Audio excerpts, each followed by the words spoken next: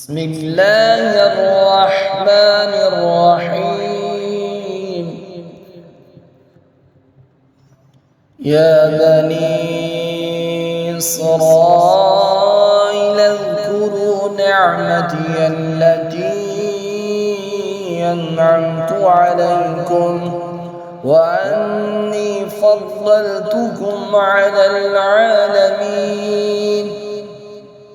واتقوا يوما لا تجزي نفس عن نفس شيئا ولا يقبل منها شفاعة ولا يؤخذ منها عدل ولا هم ينصرون.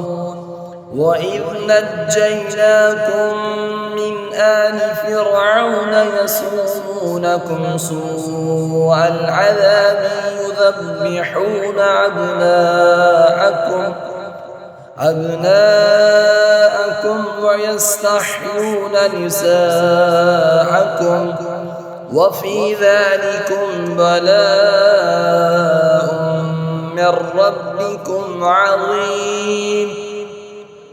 وإذ فرقنا بكم البحر فأنجيناكم وأغرقنا آل فرعون وأنتم تنظرون. وإذ واعدنا موسى 40 ليلة ثم اتخذتم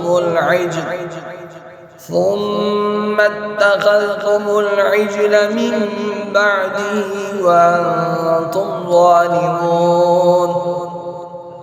ثم عفونا عنكم من بعد ذلك لعلكم تشكرون.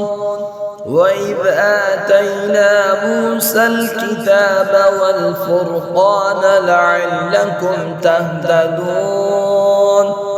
وإذ قال موسى لقومه يا قوم إنكم ظلمتم